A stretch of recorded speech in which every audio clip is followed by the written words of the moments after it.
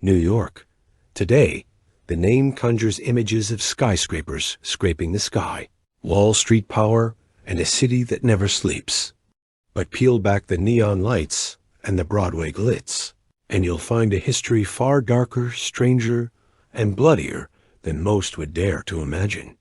Before it became the Empire State, before it stood as the beating heart of America, New York was built on conquest, exploitation, and secrets buried beneath centuries of progress. This land has witnessed everything indigenous nations erased from their homelands, colonists who fought, not just for survival, but for profit, waves of immigrants who came chasing a dream only to face nightmares, and the rise of an urban machine that thrived on corruption and power. New York's history is not just a story of triumph. It is a story of shadows, where fortunes were built on suffering, and where the promise of freedom was often reserved for the few. And tonight, we're peeling back those shadows.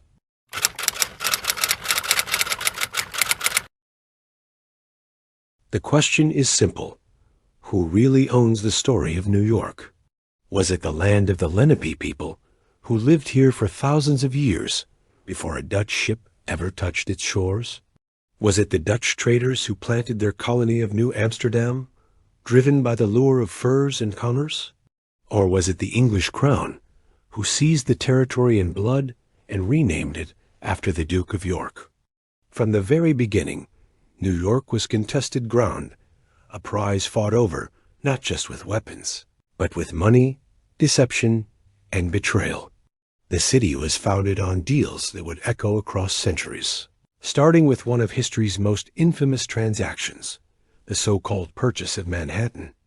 A story celebrated as a bargain, but in truth, a tale of manipulation and misunderstanding that robbed an entire people of their land. And that was only the beginning. New York would grow into a place of unimaginable wealth, of freedom promised but not delivered, of power that corrupted as quickly as it rose. Its origins are drenched in conflict, its foundations built not on stone and steel, but on the bones of the forgotten. In this documentary, we are going to uncover the dark history of New York. We will trace its story from the days of the Lenape to the Dutch colony of New Amsterdam, through the English conquest and into the turbulent birth of America itself. We'll peel back the myths around Ellis Island and the Statue of Liberty, exposing the harsh realities faced by immigrants. We'll look at the rise of corruption in Tammany Hall, the crime empires that turned New York streets into battlegrounds, and the secrets that still haunt the city's past. By the end of this journey, you will never see New York the same way again. Behind the skyscrapers and bright lights lies a city of shadows, where ambition and betrayal walked hand in hand, and where every street hides a story the history books prefer to forget.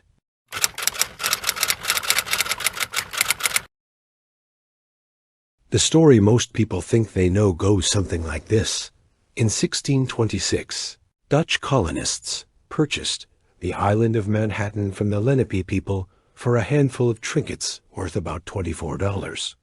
It's repeated in school books, in history lessons, even in pop culture, as if it were a clever bargain that set the stage for New York's future. But the reality is far darker.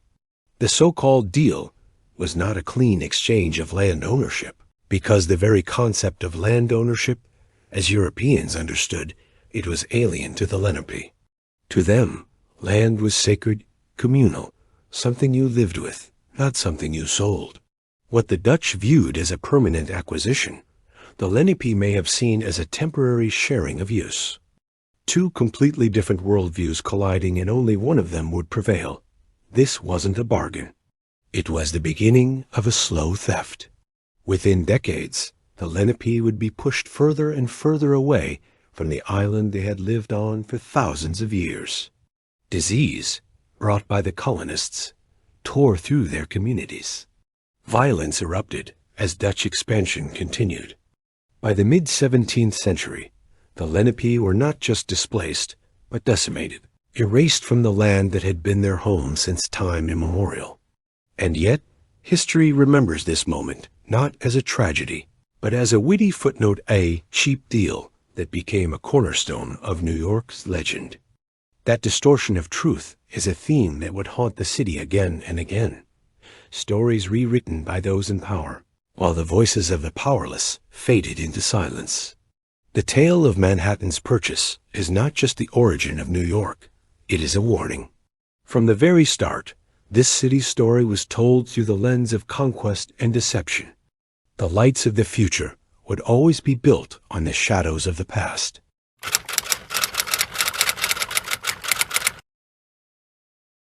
As the Lenape were being forced from their ancestral lands, another story was unfolding, the rise of New Amsterdam.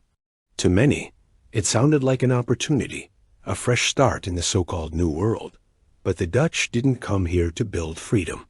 They came here to build profit. Trade was tightly regulated, and for the poor settlers, life was brutal disease, hunger, and constant fear of attacks from those who resisted colonial expansion. But perhaps the darkest foundation of New Amsterdam was slavery. As early as the 1620s, enslaved Africans were brought to the colony, forced to build roads, fortifications, and even the wall that would later give Wall Street its name. These men and women were treated not as people, but as property tools of commerce in a city that prided itself on trade. Behind the image of a bustling trading post was a darker truth.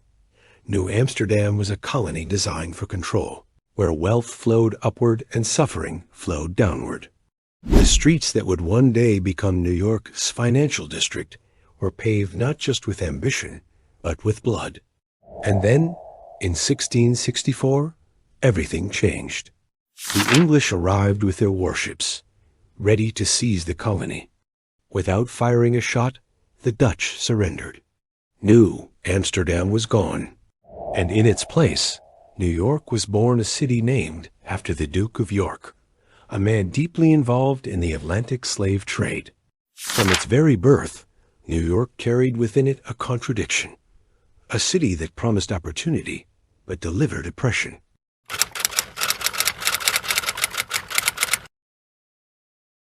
When the English seized New Amsterdam in 1664, they didn't just rename the city, they reshaped its identity.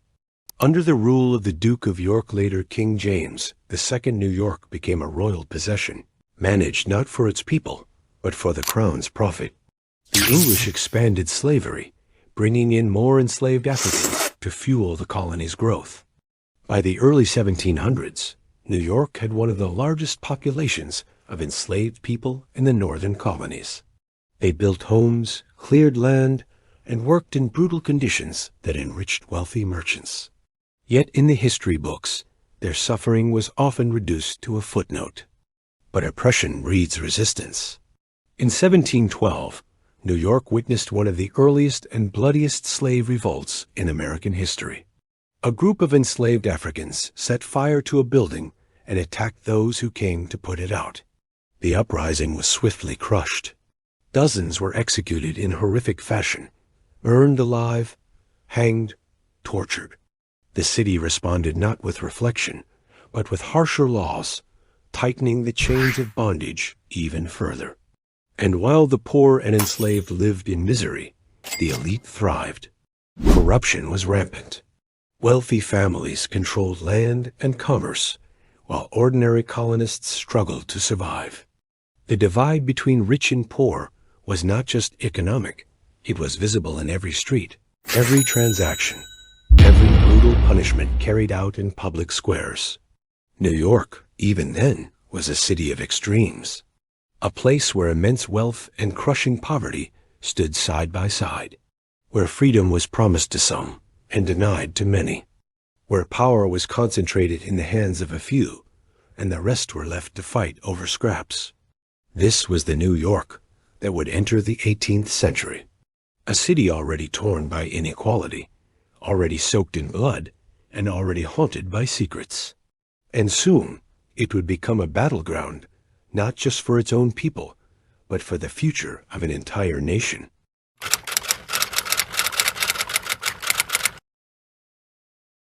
By the mid-1700s, tensions between Britain and its colonies were boiling over. But New York was not a city united in rebellion. It was a city divided. Some colonists demanded independence, while others remained fiercely loyal to the crown. Neighbors turned against neighbors. Families split apart.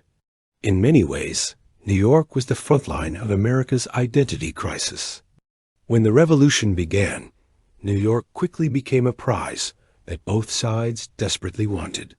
And in 1776, after George Washington's army lost the Battle of Long Island, the British occupied the city. That occupation would last 7 long years. For New Yorkers, life under British control was a nightmare. Homes were seized, food was scarce, and thousands were imprisoned in makeshift jails, including the infamous prison ships anchored in New York Harbor.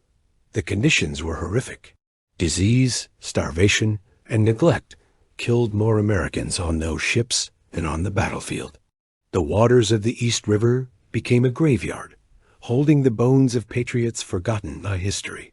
But New York was also a city of shadows, where spies moved silently through its streets, carrying messages, betraying friends, and shaping the fate of the war.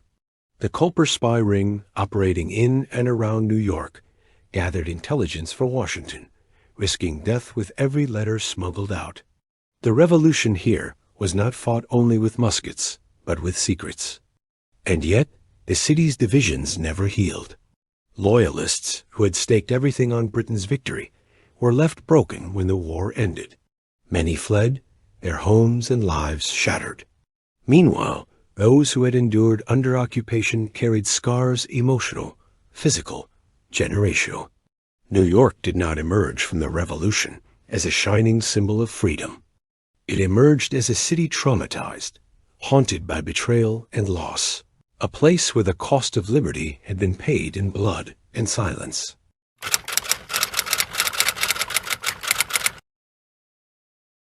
By the 19th century, New York was transforming into something bigger than anyone could have imagined. Ships carrying thousands of immigrants began to pour into its harbors. They came from Ireland, Italy, Germany, and later Eastern Europe, fleeing famine, poverty, and persecution. For many, the first glimpse of America was the towering figure of the Statue of Liberty, her torch shining with promise. But the reality waiting for them on the streets of New York was far harsher. Ellis Island became a gateway, yes, but also a filter. Families were separated, the sick were detained, and dreams were crushed before they even began. Those who made it through were crammed into overcrowded tenements, entire families packed into a single dark, airless room. Disease spread quickly. Poverty was inescapable. The American dream often looked more like a nightmare. At the same time, crime was thriving. Gangs like the Bowery Boys and the Dead Rabbits ruled the streets, turning entire neighborhoods into battlegrounds. Violence erupted not just between criminals, but between immigrants and natives, Catholics and Protestants, rich and poor. The city was alive, but it pulsed with chaos. And lurking behind it all was the shadow of politics' Tammany Hall.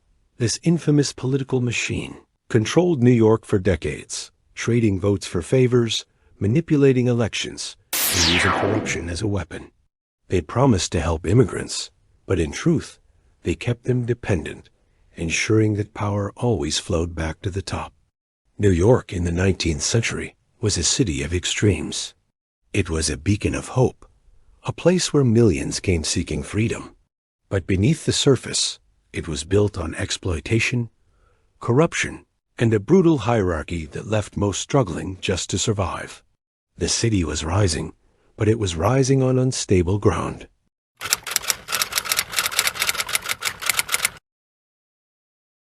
As the 19th century faded into the 20th, New York became the beating heart of America's industrial empire.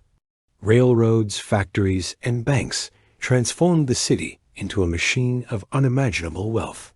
Skyscrapers began to pierce the sky, monuments to ambition and power. The names of the men who built them, Rockefeller, Carnegie, Morgan, echoed like royalty, their fortunes so vast they seemed untouchable. But for every palace on Fifth Avenue, there was a tenement in the Lower East Side crumbling under the weight of misery. Immigrant families packed into filthy rooms, working 14-hour days in sweatshops for pennies. Children labored in factories instead of attending school. The air was thick with smoke, the streets with disease. And then came tragedy. In 1911, a fire broke out at the Triangle Shirtwaist Factory, a garment plant employing hundreds of young immigrant women. The doors had been locked to prevent theft and unauthorized breaks. As the flames spread, workers found themselves trapped with no escape. In just 18 minutes, 146 people were dead, many leaping from windows to escape the fire. Their deaths shocked the city, revealing the true cost of New York's progress. Yet even in tragedy, power was uneven.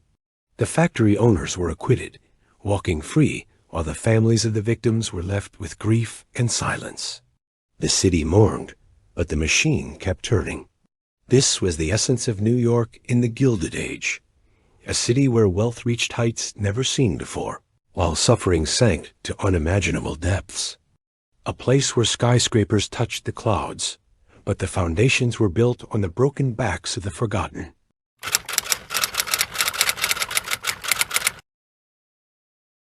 By the 1920s, New York was roaring. Jazz spilled out of nightclubs. The Harlem Renaissance brought new life to art and culture, and skyscrapers like the Chrysler Building and the Empire State began to dominate the skyline. On the surface, the city looked unstoppable, but in the shadows, another empire was rising. In 1920, the United States passed prohibition, banning the sale and distribution of alcohol. Instead of creating a more moral society, the law handed New York to the mob. Speakeasies' secret underground bars multiplied across the city, hidden behind false doors and basements. Ordinary citizens, politicians, even police officers all indulged in illegal drinking. And supplying that endless demand were the crime syndicates. The mafia, Irish gangs, Jewish mobsters together, they built an empire of smuggling, bribery, and murder. New York became a battlefield of power. Rival gangs fought bloody wars for control of territories. Corruption reached the highest levels of government. Judges, officers, and city officials were bought and paid for by criminal organizations. The city's reputation as the beating heart of America was mirrored by its darker reality, a place where crime was as organized as business and often just as respected. The Prohibition years cemented the myth of New York as a city of opportunity, but it was also an opportunity for blood. Behind the glamour of the Roaring Twenties was a brutal truth. In New York, power belonged not to the law, but to those willing to break it.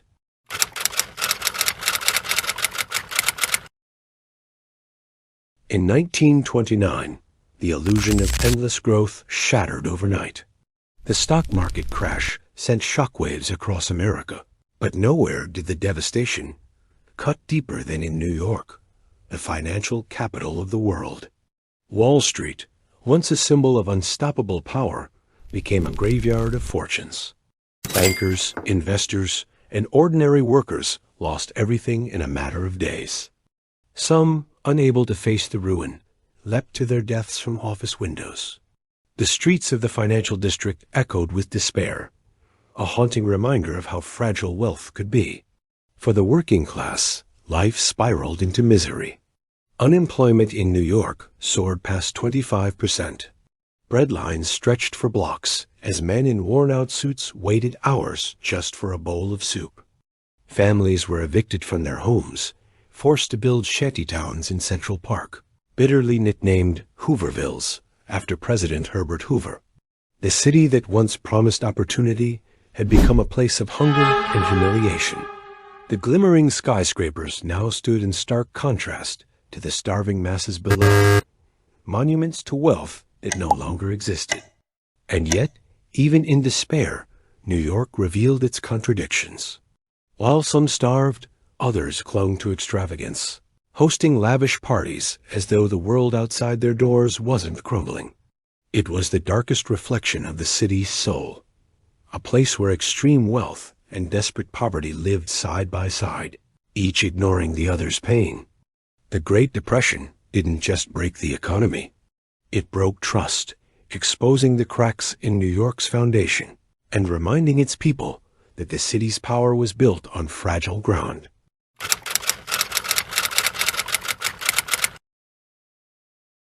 When World War II erupted, New York was still scarred by the Depression. But the war transformed the city almost overnight. The shipyards along the Hudson roared back to life. Factories that had stood silent were now producing weapons, uniforms, and supplies for the front. Jobs returned, money flowed, and for a moment it seemed as if New York had risen from the ashes. But behind the patriotic banners and victory parades was a darker truth. The war effort brought strict surveillance, suspicion, and fear. Immigrants from Germany, Italy, and Japan, many of whom had lived in New York for years, were treated with hostility. FBI agents roamed the city, watching, listening, questioning. For some, the war meant opportunity. For others, it meant being branded an enemy in their own home. New York's docks became a hotbed of espionage and sabotage. German U-boats prowled the waters just beyond the harbor, sinking merchant ships and threatening America's lifeline. In response, the U.S. government struck a secret deal with organized crime figures who controlled the docks, using the mafia's reach to protect the port. It was a marriage of convenience that revealed how blurred the lines between law and lawlessness could be. By the war's end, New York had not only survived, it had risen. Refugees and soldiers poured into the city. The United Nations established its headquarters on the East River, and New York crowned itself as the capital of the modern world.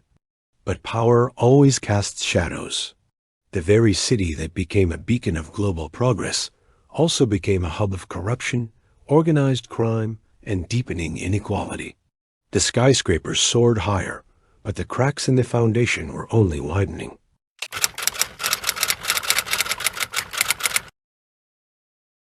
By the 1970s, New York was no longer the shining capital of the modern world.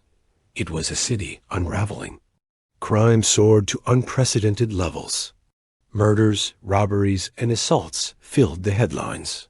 Entire neighborhoods were abandoned as middle-class families fled to the suburbs, leaving behind blocks of decay and poverty. Drugs flooded the streets. Heroin claimed lives in Harlem, the Bronx, and Brooklyn, leaving behind shattered families and burned-out buildings.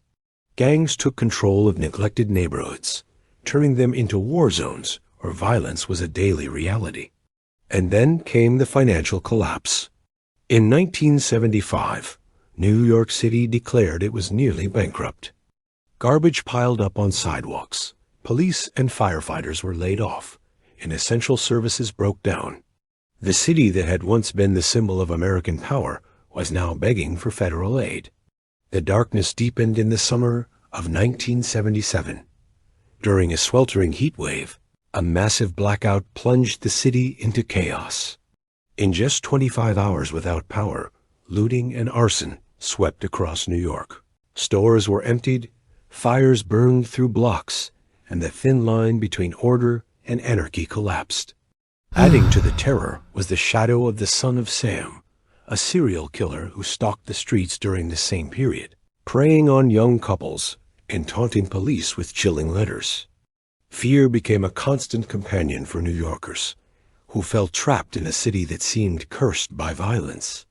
The 1970s left scars that would last for generations.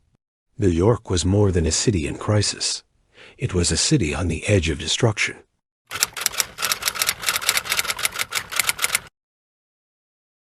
If the 1970s were bad, the 1980s pushed New York deeper into the abyss.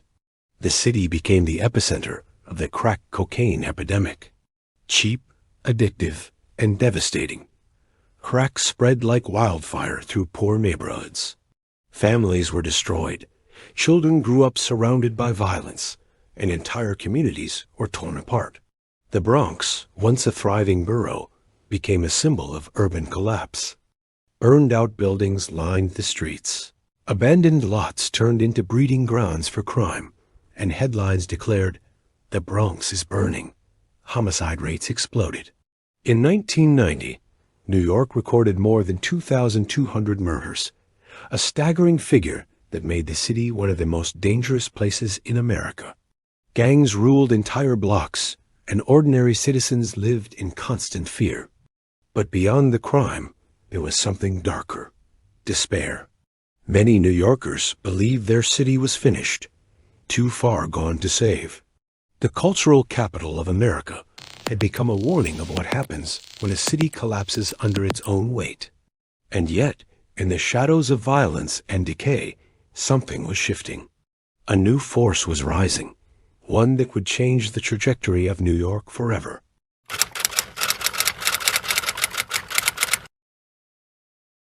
But even in the darkest days of New York, the city was still alive. From the ashes of burned-out buildings, a cultural revolution began to take shape. In the Bronx, young kids with no money and no future created something entirely new: hip-hop. Armed with nothing more than turntables, microphones, and the raw energy of survival, they gave birth to a movement that would one day conquer the world. Graffiti artists turned subway trains into moving canvases. To some, it was vandalism. To others, it was art angry, desperate, and beautiful. Each tag and mural was a declaration of existence. We are still here. Meanwhile, in the clubs of downtown Manhattan, punk and new wave exploded. CBGB became the temple of rebellion, where bands like the Ramones and Talking Heads reshaped music forever. Out of poverty and danger, creativity flourished, proving that even in chaos, New York remained a cultural powerhouse. This paradox defined the city, a place where crime and despair ruled the streets, but art, music, and identity were reborn in defiance of the darkness.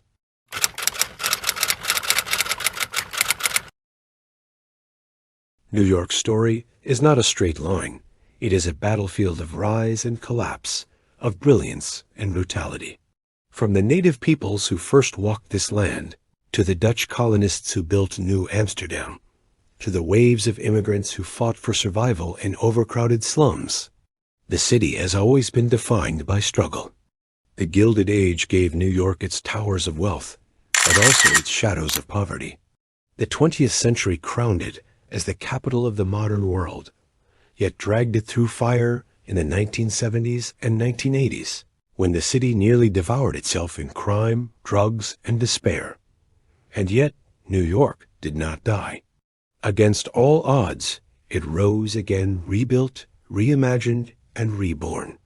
Today, its skyline stands as both a monument and a warning. Greatness comes at a cost. Every brick, every street corner, every scar carries the memory of battles fought in silence, of lives lost, and of dreams reborn. This is the truth of New York, a city of beauty and violence, of wealth and hunger, of darkness and light. Its origins are written in struggle, its history forged in chaos, and its survival almost miraculous. But what about tomorrow? Will New York continue to rise, or will history repeat itself in new forms? If this journey through New York as hidden past made you see the city in a new light, make sure to subscribe to the channel, give this video a like, and leave your thoughts in the comments. What surprised you the most about New York's history? Do you think the city has truly escaped its darker past, or is it still living in its shadow? And if you had to choose one chapter of New York's story to live in ancient origins, immigrant struggles, the chaos of the 70s, or the rebirth of the 90s, where would you place yourself? Your answers will shape our next deep dive into the hidden histories of the world's most legendary places.